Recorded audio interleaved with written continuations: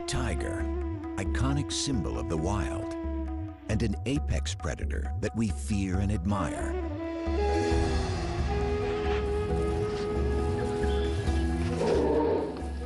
In our imaginations, they roam the jungle. But today, many tigers have never even seen the wild. The vast majority of them spend their lives in captivity. Princess is an American tiger, a distant relative of her wild ancestors. She doesn't even know how to hunt. Most tigers in America aren't found in zoos. They're privately owned. There are more than twice as many of them as the highly endangered wild tiger. This could change if new legislation is passed that would ban the private ownership and breeding of tigers. What are the issues surrounding captive tigers in America? And what does the future hold for their wild cousins? Tigers are one of the world's most popular animals. Everybody loves to see a tiger at the zoo. Even the scientists who work around them are impressed by their majesty. Ron Tilson is the senior conservation advisor at the Minnesota Zoo and a renowned expert on tigers. He spent many years tracking and studying them in the jungles of Asia.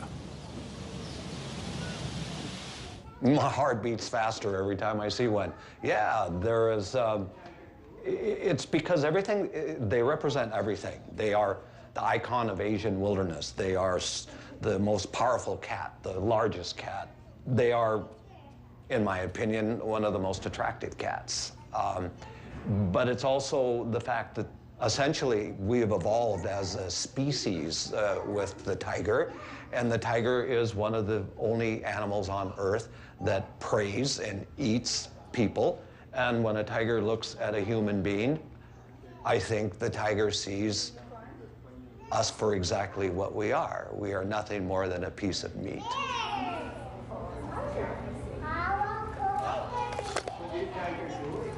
The tiger and the power it represents has always fascinated us. At the beginning of the 20th century, there were 100,000 tigers in the forests of Asia. The first tigers came to America as entertainers. Before zoos and circuses attempted to control their breeding, surplus animals found their way into private hands. Soon, everyone from the rich and famous to companies and sports teams wanted a piece of the big cat. For some Americans, like the character of Tony Montana in the movie Scarface, owning a tiger became a symbol of success.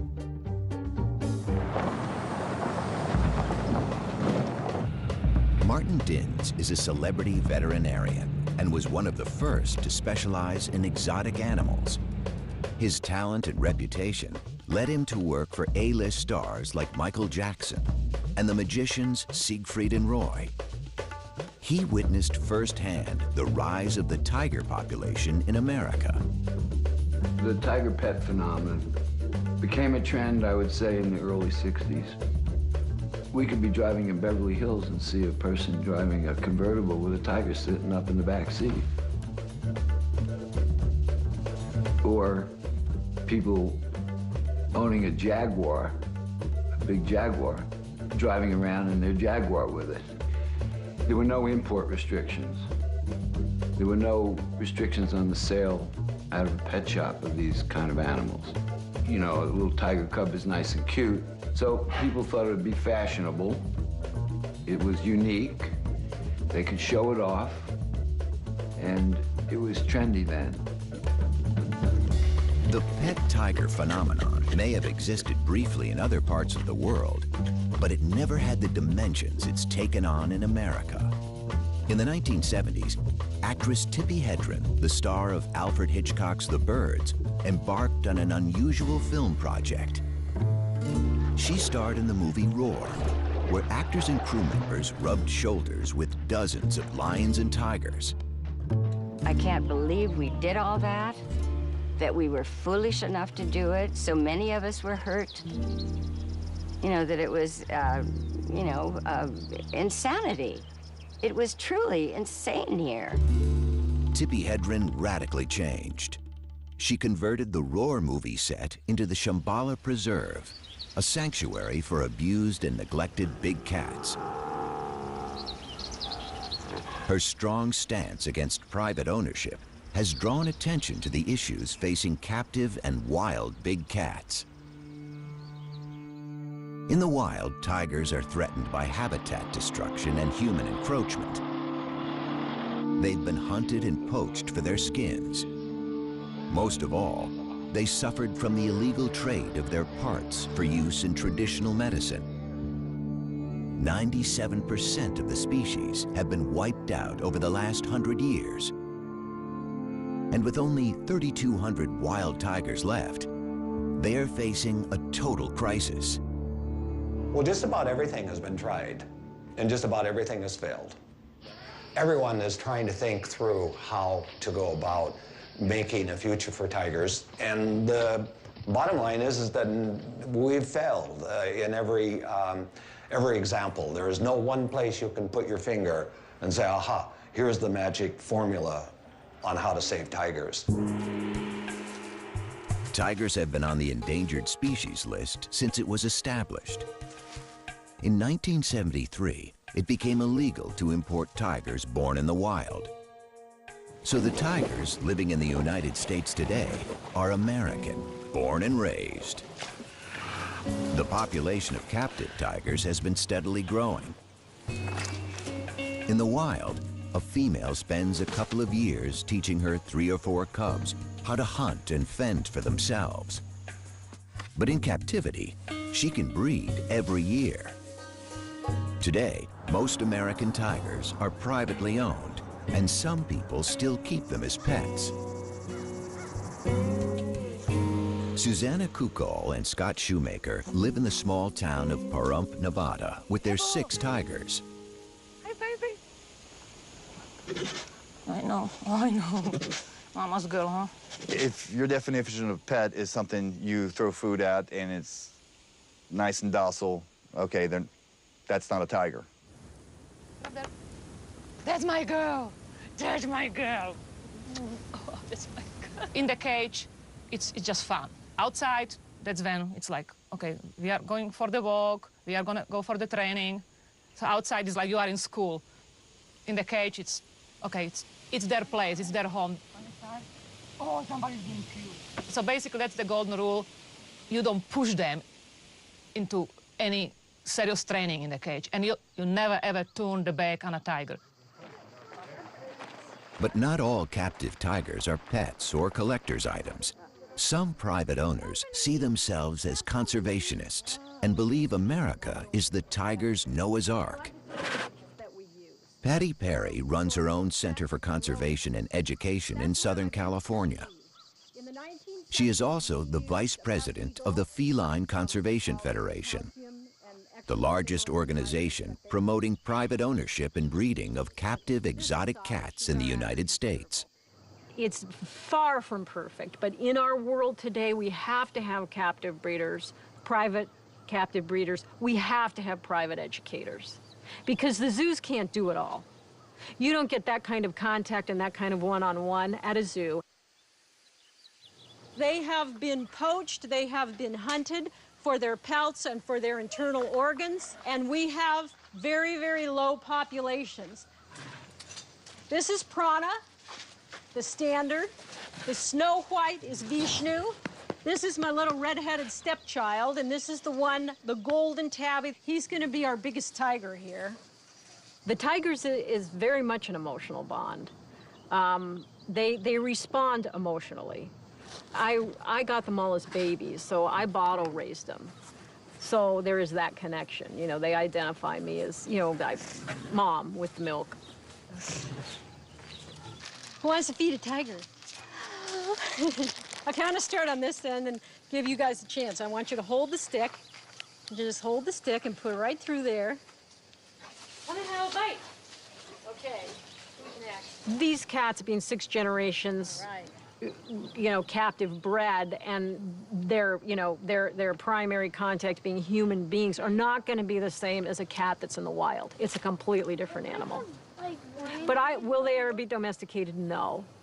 They're wild animals. The wild nature of tigers is seen even among those in captivity. In 2003, famous Las Vegas entertainer Roy Horn was mauled during a performance by one of his beloved tigers. The tiger just grabs him, like, let's be right around here in this area, grabs him, like, just locks on him, picks him up, and just drags him. We just heard all this commotion behind the curtain, and you could hear It reminded everyone that even trained tigers are unpredictable and dangerous.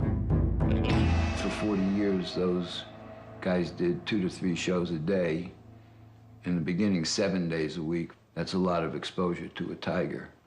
If you fall down in front of one of these big cats, and especially with tigers, they're gonna carry you off, regardless of what your relationship is with them. He's got a thing for me, Patty. I know, he does. In my career as a zoological veterinarian, I've worked the gamut of facilities and owners that have tigers. There's the zoos, there's the circuses, there's the private collectors. And years ago, there were a lot more of the illicit owners of these animals. But I've worked for all of them, and I don't discriminate. I have done the best I can to discourage breeding by unqualified individuals. But I took an oath, and is it my business to say, no, I'm not going to treat this tiger because you own it privately? That's on the other side of medicine for me. Lisa Ann Takansnick is an attorney in Washington, D.C. Her organization, the Wildcat Conservation Legal Aid Society, is trying to determine the exact number of privately owned tigers. Hey, I'm calling to follow up with you on the tiger research. You were going to finalize some of the numbers for, which state are you still working on? What are we looking at? Alabama? The actual number of tigers in the United States is still a matter of speculation. But the enforcement of laws already in place is problematic. Legislation varies from state to state. At the federal level, the Department of Agriculture and the Department of Interior both enforce different laws affecting tigers. There is no single government body responsible for tiger welfare. Well, we don't really know how many tigers are held captive in the United States. It's a very good question because estimates tend to go all over. Some say there's 5,000 cats in captivity, tigers. Some say there's up to 10. The problem with the numbering system is that the 2 federal agencies that are there to enforce our Endangered Species Act and the Animal Welfare Act don't know how many tigers are out there, which is very troubling because we need to get a handle on the number of cats. As hard as it is to imagine, big cats can be found everywhere, even on the 5th floor of an apartment building in the heart of New York City, like on an October day in 2003. This police video shows Ming, a full-grown 325-pound tiger, left home alone by its owner in Unit 5E of a Harlem apartment building. If the number and the location of big cats is a source for concern, a larger concern might just be the irresponsible owners. Screening for them remains difficult. In 2005, near the Ronald Reagan Presidential Library in Moore Park, a stunning example of human-tiger conflict occurred. I saw the tiger right there, just real slow, huge. He was about this high up to the fence. Newly retired George Gross was the incident commander at the California Fish and Game Department. For more than 3 weeks, he chased a tiger on the loose in a residential area. He got no help from the cat's owner, and on a February morning, he had a difficult decision to make. Basically, this was like a city living in fear for a month because somewhere there was this large tiger running around in their neighborhood. We didn't see it for quite a while, but we knew it was in here, So when it climbed out, it was like it came out of nowhere. All of a sudden, everybody could see it, and it started walking around quite slowly through the grass. You know, I was within 150 yards of it. First thing I thought was like, what a majestic animal. This thing's beautiful. But then, you know, I came back in, it's like, but I have this job to do too. So it started walking towards me, and then it started going up a trail. I sat there and said, I can't have it up here on the soccer field, baseball field, and our opportunity to take a shot really diminishes. So that's when I gave the order for people with rifles to, if they had a clean shot, to take the shot. The male tiger, weighing as much as 600 pounds, was taken from the hills near the Ronald Reagan Presidential Library by wildlife officials who say they had no choice but to kill it. I've always felt that I unfortunately made the right decision, and, you know, to be honest, is the first thing I did was pat him and say I was sorry, because I knew I didn't want to kill him. George Gross was not the last law enforcement agent faced with such a decision. There was an even more dramatic incident on October 18, 2011, when there was a massive release of wild animals in Zanesville, Ohio. The owner of a private zoo threw open the gates of his facility before committing suicide. This time, it wasn't one tiger, but 18 on the loose. They were all killed by the authorities along with lions, bears, and monkeys. It probably will come to another tragedy before certain laws are either enforced like they should be, or new laws are going to have to be implemented. To have multiple situations happen because we're not moving on these issues is very tragic, and it's very sad, not only for the individuals, but the cats that are involved, because most of the time those cats are shot on site. I'd rather see us be in a proactive mode versus a reactive mode. Is it time to ban the private ownership of tigers and other exotic animals?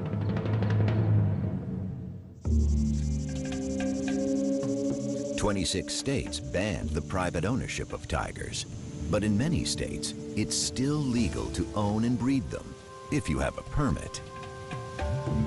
Stories of tiger cubs sold at swap meets or on the internet are galvanizing the movement to ban private ownership of big cats.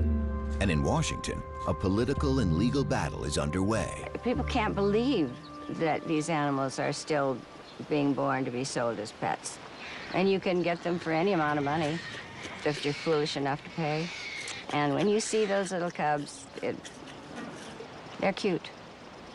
But by the time they're 7 months old, they are tearing up your house and taking a pretty good chunk out of you, because they don't have a 400-pound mom to say, knock it off, nor do they have any siblings with whom to play.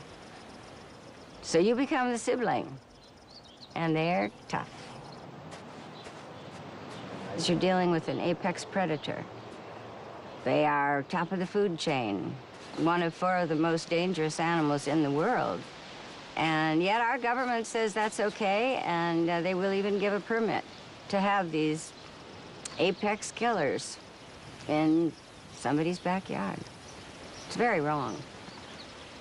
Tippi Hedren decided that something needed to be done and contacted her congressman.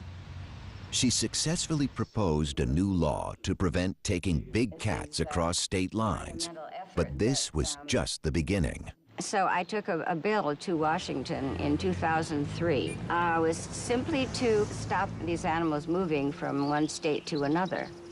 And it took 2 years. It was called the Untitled Captive Wildlife Safety Act. It was sort of a precursor to the bill that I am ultimately, my goal is to have a bill that will stop the breeding of all of these animals to be sold as a pet or for financial gain. Tippi Hedren isn't alone in her quest to end the private ownership and breeding of tigers. Conservation organizations fear that the captive population of American tigers could contribute to the lucrative global trade in tiger parts for traditional medicines. For now, tiger farms in China and poaching are the main source of parts. To have a state law, and we have 50 states, banning breeding of tigers in captivity would be too problematic. And it's easier to make it a federal regulation. Then we don't have 50 different laws that could have as many different exemptions, so it's easier to do it at the federal level. The private ban is really focused on going after the individuals or these backyard breeders that are sort of out of the radar. Many private owners who have all their permits believe they have every right to keep tigers. Well, the possibility of a federal ban would be a nightmare. There are more and more and more restrictions all the time. All the time. More and more regulations and more restrictions. You have to, again, you have to be organized. You have to have lobbyists. You have to present your side of it to the right people. It's a political thing. It's a money thing. The organizations pushing for the ban are also concerned about tiger welfare.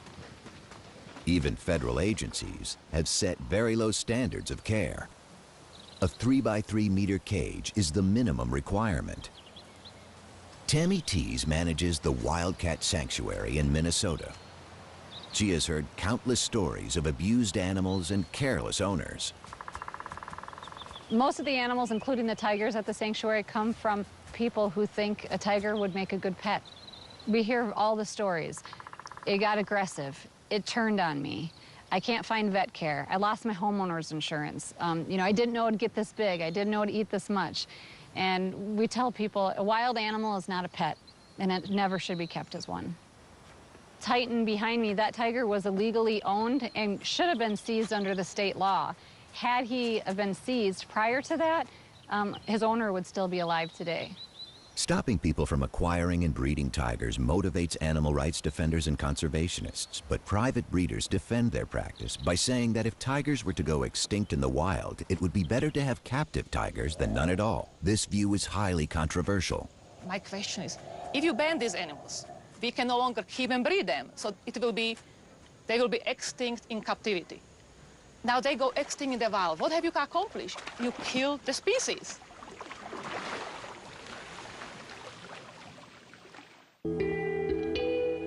A ban on breeding or keeping tigers has broad implications. While the United States looks to control unregulated breeding of tigers by private owners, across the world, extraordinary efforts are being made to save tigers in the wild. For Ron Tilson, zoo tigers represent a backup for the wild population. He has been the coordinator of the Tiger Species Survival Plan, designed to maintain healthy and genetically diverse tigers. In the zoo world, we try and have what we call a hands-off management. That means let's not touch tigers, let's not play with tigers, let's consider them really quite dangerous. For the longest time, I refused to even call a tiger by a name. I'm not particularly fond of house names. To me, they're numbers.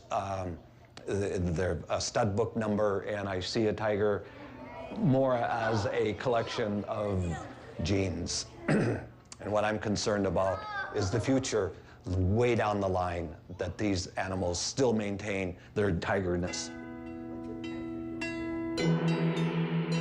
Scientists have divided tigers into 9 subspecies. 3 of them have already gone extinct: the Bali tiger in the 1940s, the Caspian tiger in the 1970s, and the Javan tiger in the 1980s. Surviving are the Siberian or Amur tiger, the Bengal, the Indo-Chinese, the Malayan, and the Sumatran tigers. They are all endangered. And the last South China tigers can only be found in captivity. We know every tiger in the North American zoos, and we know its lineage. We know every parent, grandparent, great-grandparent, great-great-grandparent, all the way back to its wild-caught mother and father. So we know exactly where they came from in Russia for the Amur tigers, and we know who they mated with and who their offspring. So we have these like giant family trees. Unlike most zoos, most private owners don't know the lineage of their tigers because no one has kept track of their pedigrees. Yeah, there you go, Elvis. Tigers from different subspecies resemble each other, and most breeders aren't interested in keeping subspecies pure. As for subspecies, I don't believe in them. I don't care. And some of them might have more Bengal blood in them because some of them don't actually grow the big, thick fur in winter. Some of them do, so I know they have a lot of Siberian blood with them. The white tiger is the best example of breeding for looks. Loved for its striking appearance, it's not a subspecies, but a color morph, the result of a recessive gene that causes 1 in every 10,000 tigers to be born white. White tigers are almost non-existent in the wild, but they are often bred in captivity. This has made them highly inbred and more susceptible to health problems. And that's not the only consequence of private ownership. People notice that many tigers in captivity might be bigger than in a wild, because in a wild you need to stay athletic to catch prey. In captivity, they get their food served basically on a silver platter. And one of the reasons many tigers in captivity are huge, they are simply fat, they are obese, not good for their liver. A lot of the stuff American tigers are fed, it's basically stuff we eat, it's from supermarket. Some of the meat might have some hormones in them.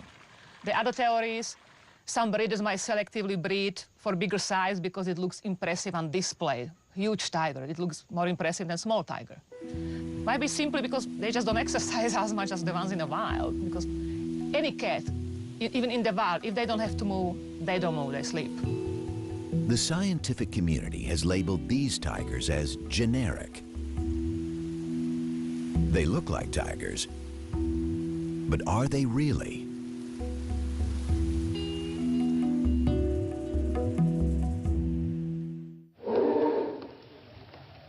Tigers in the wild are generally solitary and secretive, coming together during the mating season and perhaps to share a kill. In captivity, they become very sociable with both humans and other tigers. They haven't been taught how to hunt and could starve if left on their own. Has the very essence of tigerness been bred out of them?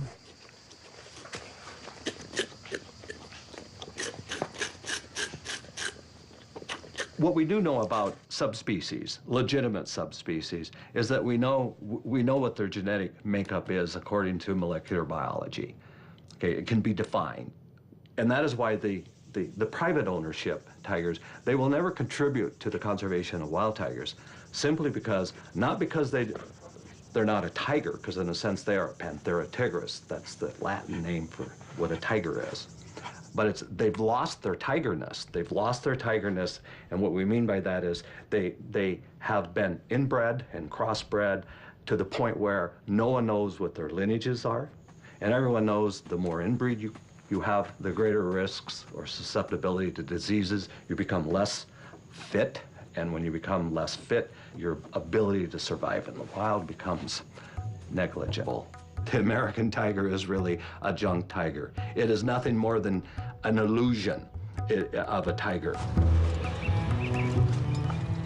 In 2005, Ron Tilson and Tammy Tees worked together to stop the breeding of tigers in Minnesota. They're concerned about the conditions in which private tigers are kept. So Sabrina is supposed to be a Sumatran Bengal mix, and she's our worst abuse case we've seen. She charged the fence nonstop. Mm-hmm. Yeah. But she does have, from this up around the face and that sort of this Sumatran look to her with the really black stripe. And she's got a lot longer. They'd welcome a federal ban on breeding and ownership if it were to pass tomorrow. I wouldn't want to see these animals abused. You can't do that. That I would lose sleep over. But I would certainly like to see them all neutered, and I would like to see them well taken care of until they die. Would that bother me? No, that would put me to sleep really well. We'll just simply lose a large number of worthless tigers that consume resources that should be spent on wild tigers, and that actually corrupt the message that we're doing something wonderful for tigers, when in fact we're not doing anything for tigers. Why are we spending all of this time and energy and money in trying to protect the right to own this or even allowing it to happen and putting people at risk. And I keep coming back to these same issues. I don't get it. I don't get why it isn't stopped. Conservationists have been reluctant to study or give any attention to American tigers. However, with the crisis in the wild, some of the scientific community are taking a closer look at these generic tigers. Stephen O'Brien is former chief of the Laboratory of Genomic Diversity at the National Cancer Institute. He's an authority on big cat genetics and evolutionary biology. But his work has sparked controversy in the conservation world. Is there a value in the admixture in tigers? That is, tigers that have an ancestry that includes interbreeding between different subspecies. Of course there's a value in it. It's still a tiger. Most of the tigers in captivity are considered by my friends and colleagues to be junk because they're hybrids between different subspecies. And many of them are, but I wasn't sure how many. Stephen O'Brien's team has recently designed a method to determine the genetic makeup of big cats. So we used this DNA fingerprint technology that was developed to identify the difference between subspecies of tigers. And I said, if you take one of these tigers that we don't know, is it really a hybrid? Well, what we found was that many of them are indeed pure subspecies. They were either Bengal, or they were Amur, or they were Sumatran, or one of the living subspecies. I think the captive population should not be discounted. Good. Nice. The reassessment of these generic tigers has led to another exciting discovery. Not only are some of them purebred subspecies, they also have a rich genetic diversity, as rich as in the wild population. Since their ancestors were taken from the wild when tigers were thriving, some captive tigers have retained many characteristics, perhaps now lost in wild tigers.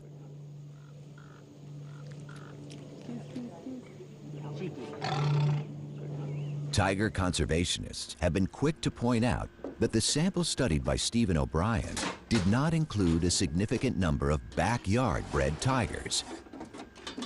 Still, he believes that each tiger counts.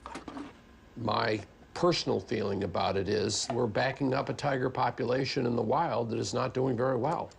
And to tell you the truth, I'd rather have the animal alive in a few hundred years than simply lose it by exterminating all the captive animals, which is, one solution. Maybe that's not a reasonable thing. I realize not everybody agrees with that, but I really think that, when evolution creates a species as magnificent as the tiger, it only does it once, and if you lose it, it's not going to come back.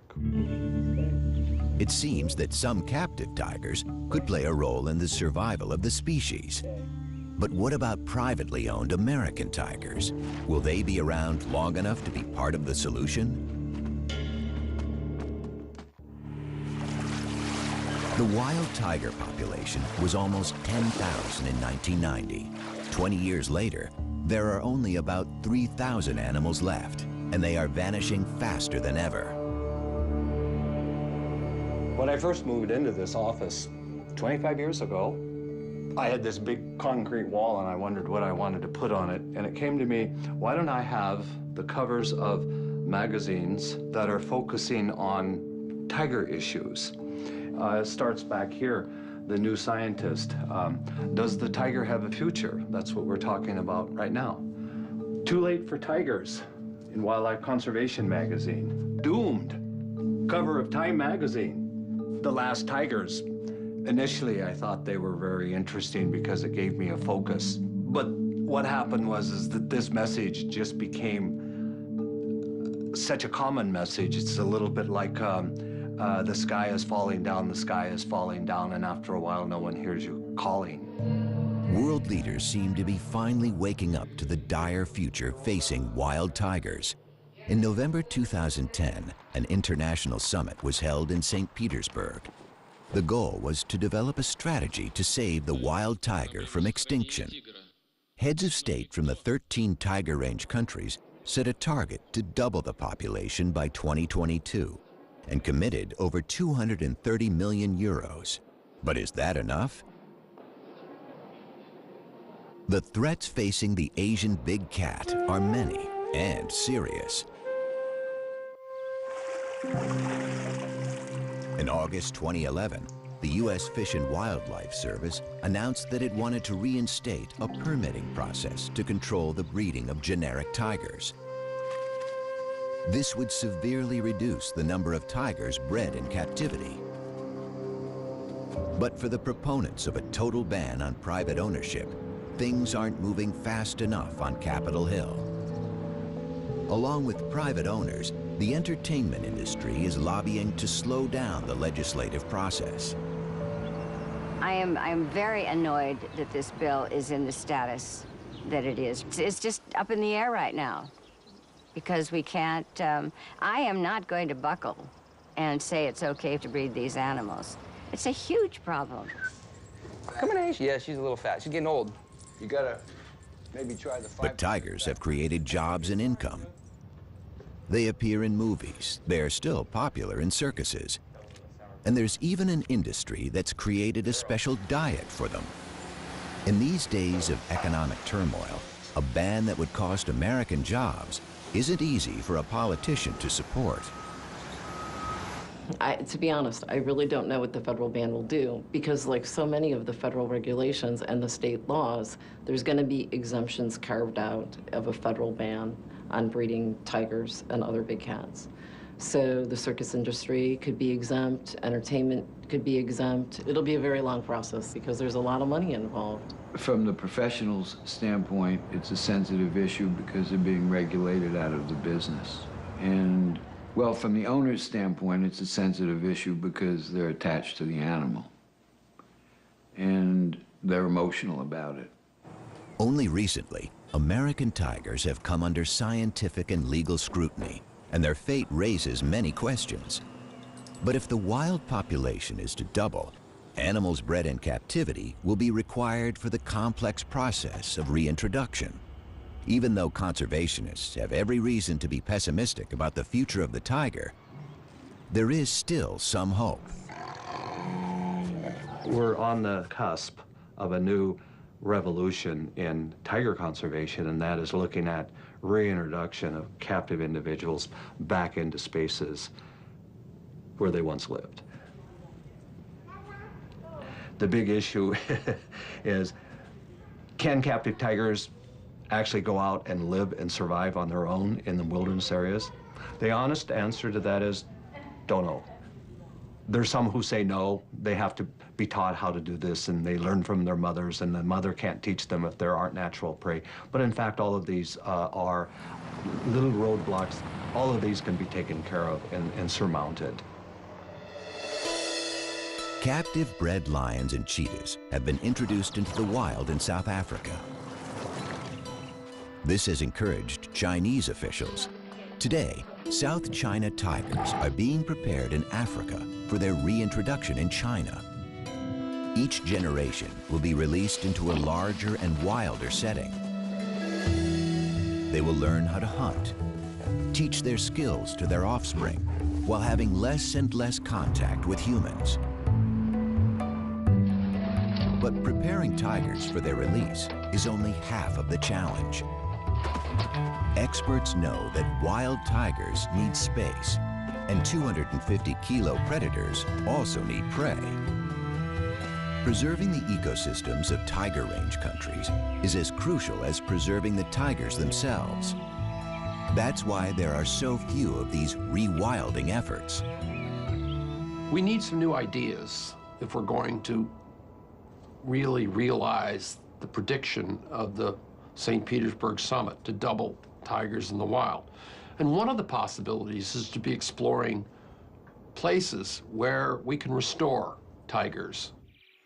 Central Asia, the former range of the extinct Caspian tiger, is a vast region with a sparse population. Countries like Kazakhstan and Uzbekistan did not participate in the St. Petersburg summit, but they are prime candidates for bold conservation initiatives. It's a habitat area which is very low in human density, which is important for reintroduction of tigers, which has the potential of being homes for tigers from different parts of the world. There are conservationists in these areas that I think, in fact, I know, would be very interested in hosting tiger reconstitution or reintroduction in those regions. For these programs to work, more tigers will be needed. The fate of thousands of privately owned tigers is being debated by scientists, lawyers, and politicians. So far, no one has asked for any of these tigers to be shipped overseas. Princess, look at mommy. Princess! There she does. Will the American tiger have the chance to play a role in the future of the species? That has yet to be determined. But perhaps one day, an American-born tiger will be set free to join its wild cousins.